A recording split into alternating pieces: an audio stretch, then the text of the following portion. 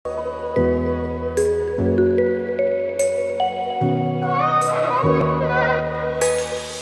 lalu saya menulis tulisan tentang rasa, pelayanan, dan harga. Alhamdulillah setelah 2 tahun lamanya, saya akhirnya bisa mencicipi kembali sate Padang yang legendaris di Jaksel. Dan memang sebelum COVID saya sering banget ke sana, diajak beberapa teman-teman pimpinan SMK di Jakarta Selatan. Dan alhamdulillah minggu lalu kesempatan itu terulang kembali, walaupun yang jualan sudah pindah tempat cabangnya, tapi tetap jualan utamanya ada di area Pasar Santa. Tapi cabangnya yang dicari, ya kan, banyak yang dicari. Dan alhamdulillah dapatlah sate Padang daging itu yang jarang sekali ditemukan di beberapa sate Padang yang ada ya, di Jogja khususnya, karena biasanya nggak murni daging, nyampur lah. Ini murni daging, dan ini kita cari beneran, kuahnya, lezatnya, dan lain-lain. Dan memang yang membedakan adalah ketika Anda berbisnis makanan, satu hal yang nggak bisa Anda tawar adalah rasa. Rasanya harus enak, itu. Karena kalau hanya bicara tempat, lalu masakannya standar, kemudian dan standar itu pun ya mungkin hanya berdasarkan buku-buku masakan, tidak ada sesuatu yang spesial di sana, ya mungkin orang nggak akan bisa datang kembali. Kenapa? Karena makanan ini adalah bisnis yang orang harus mengulang gitu. Makanan itu orang harus datang lagi, nambah lagi, ngajak temannya lagi, rame-rame lagi, acara apapun datang lagi. Kalau cuman hanya datang sekali lalu mereka bilang, ah kapok nggak bakal datang lagi. Itu kasihan untuk bisnis makanan. Makanya banyak kita lihat kafe-kafe yang mereka buka dengan standarisasi yang bagus, dengan dekor yang keren, ya kan? Tapi rasanya standar. Rasanya standar. Ya, mungkin orang datang sekali, setelah itu mereka mungkin akan mikir untuk dalam 1 bulan akan datang ke situ lagi. Kecuali mereka diundang rapat di situ. Itu pasti mahasiswa, udah jelas gitu. Ya. Nah, sehingga nggak bisa dipungkiri lagi kalau bicara makanan, dan kalau Anda mau bisnis kuliner, saya sarankan Anda harus cari chef koki yang masaknya enak. Ya. Jadi selain rasa, yang kedua adalah pelayanan. Makanya banyak orang pelatihan kan, pelayanan prima, service excellent, atau juga pelayanan kepedulian ya, atau orang bilangnya apa kalau bahasa sekarang itu adalah customer care ya. Jadi ya customer care tuh kayak peduli lah gitulah, nggak hanya sekedar melayani tapi lebih kepada peduli. Peduli itu misalnya loh ya, ini hal-hal yang bersifat personal memang. Jadi misalnya ada seseorang datang nih, misalnya Kak Ibet datang makan di tempat itu lagi. Nah, orang yang tadi makan, itu sebelum dia pesan, pelayannya atau pegawainya, itu dia sudah bisa tahu apa seleranya Kak Ibet. Bagaimana biasanya dia memesan, dan apa minuman favoritnya. Dia bisa langsung tawarin. Jadi mungkin orang bilang, sok kenal ya, sok dekat ya. Tapi itu sebenarnya kan, apa yang kita sampaikan itu, apa yang kita pesan itu kan orang akan ingat ya.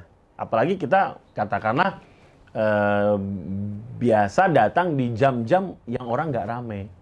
Atau kita mencolok banget nih. Colok itu apa ya? Ya cantik banget gitu. Atau jelek banget. Ya enggak, maksudnya unik lah. Unik gitu. Jadi kita tuh unik banget. Atau kita selalu datang di situ memang rame gitu loh. Ada event dan mereka langsung mengenal kita. Jadi kalau memang saran saya ke Anda yang mau dikenal oleh pemilik rumah makan atau manajer rumah makan atau pegawai rumah makan. Nah, ketika kita dikenal, jadi yang berubah apa? Ya pelayanan jadi lebih ramah kan gitu kan. Walaupun sebenarnya nggak boleh juga dibedain. Jadi yang bagus itu adalah ramah kepada semua pelanggannya. Tapi kalau orang yang udah dikenal, mesti layanan ramahnya jadi lebih spesial kan. Oh, Kak Ibet. Sama kan pesanannya? Loh kok tahu sih Mbak? Ih, tahu lah. Itu sama pesanan. Atau dengan PD-nya aja. Biasa ya Mbak?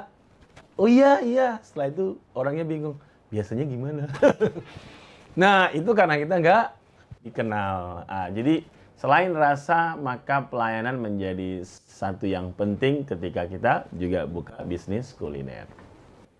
Bisnis itu nggak bisa lepas dari jasa, dari services, iya kan? Sekarang makanannya enak, tapi orang yang melayani bikin orang sakit hati, atau orang merasa dicuekin. Apa yang terjadi pada mereka? Mereka juga nggak mau. Ya, mungkin itu balik lagi ya. Istilah bahwa pelanggan itu adalah hal yang utama, pelanggan itu sangat berarti untuk mereka. Betapa benar ketika mereka nggak cocok, dampaknya adalah dia akan viral ngomong kemana-mana. Dan itu jadi nggak baik untuk usaha kita. Oke lah, saat ini mungkin usahanya lagi laris-larisnya. Tapi semakin banyak yang negatif, semakin banyak yang negatif. Nah itu nanti kalau dibiarin terakumulasi dong. Makanya pegawai juga harus di-training, dilatih, agar mereka bisa memiliki standar yang sama. Misalnya ya, ketika orang datang memesan, walaupun kita lagi sibuk nih, tapi tetap aja perhatian itu harus diberikan. Walaupun kita lagi, katakanlah ya, membuat sesuatu, tapi lirikan mata ke samping seperti melihat mereka, anggukan, itu membuat mereka nyaman. Ya, daripada hanya bikin mereka ngomong, cuman itu bikin orang nggak nyaman gitu loh. Walaupun mereka tahu kita enak makanannya. Tapi balik lagi, ketika ada orang yang bikin yang sama enak, mereka akan milih. Mungkin sekarang karena kita nggak punya saingan. Tapi begitu ada lagi yang lebih enak atau sama enaknya, mereka akan cari yang pelayanannya lebih prima. Jadi ketika orang request, ya nggak ada salahnya kita menghadap kepada mereka, bertanya, ada catatan, maka biasakan mencatat ketika request makanan itu menunjukkan care. Kadang-kadang ada orang hanya sekedar ingat ya. Kenapa? Makanya catatan itu menjadi satu penting. Kecuali memang di rumah makan itu sudah ada aplikasinya. Mereka suruh buka, mereka suruh request, boleh, nggak apa-apa. Ya. Tapi ketika nggak ada, maka siapkan catatan kertas yang itu biar kita fokus mencatat apa yang mereka inginkan. Dan itu menunjukkan perhatian. Kalaupun kita lagi sibuk, oh ya, baik, bahasanya, ya, derasnya ujaran, atau kecepatan berbicara, itu juga harus menjadi catatan. Misalnya, seperti bertanya kepada orang, maka menggunakan kata Bapak Ibu, ya, itu juga menjadi hal diperhatikan. Ada yang bisa dibantu, Bapak Ibu? Silakan pesanannya, Pak, Bu, gitu. Silakan pesanannya, tapi dengan nada yang datar, dan ketika kita ingin bertanya kembali, usahakanlah masuk kepada nada yang lebih rendah lagi. Misalnya begini. Silakan, selamat datang, pesanan ya Bu. Gitu. Jadi jangan silakan, monggo, silakan. Yuk, silakan pilih tempat. Apa pesanannya? Langsung dengan nada yang tinggi. Saya pernah ngalami ya. Memang di warung ini nggak perlu ada services sih sebenarnya. Jadi suatu ketika malam hari udah masuk satu kota karena saya ingin mengisi pelatihan esokan harinya, saya masuknya agak malam. Lalu saya carilah warung tenda, dan di situ ada warung tenda penyetan dan ada seafoodnya. Oke, saya masuk ke sana, dan tahu nggak setelah saya makan, rasanya enak ternyata. Sambalnya maknyus. Tapi yang bikin saya nggak nyaman adalah yang jual. Yang jual itu cuma ngelihat kita, lalu cuman no ekspresi gitu, dan nanya, pesanannya Mas? Oh iya, ini minumnya? Ya. Udah. Ada lagi nggak? Gitu. Kita tuh jadi, ini kok nggak ada apa ya? Slow down ya, atau bikin pelanggannya nyaman. Terus saya bilang sama teman saya, ini rasanya enak. Hanya saja kita yang bertemu merasa jadi lebih nggak nyaman karena dilayani hanya sekedarnya. Andai kata ibunya, mohon maaf ya, senyum, kemudian ramah. Konsistensi itu memang nggak mudah ya, nggak mudah. Makanya banyak sekali orang ketika berhasil bikin satu restoran yang bagus, maka mempertahankan rasa menjadi satu poin. Nah, Maka jangan bergantung nih pada satu orang yang memasak. Biasanya kita gitu ya, oh yang masak Kak Ibet, ya udah Kak Ibet aja. Begitu Kak Ibet dilamar yang lain, bingung deh yang masak siapa. Maka sharing knowledge. Artinya semua orang bisa diandalkan untuk mengerjakan itu, walaupun pada mulanya hanya beberapa orang atau satu orang yang diandalkan. Tapi jangan pernah mengandalkan sesuatu kepada satu orang, ya. Kecuali cinta ya, hanya pada satu orang saja, ya.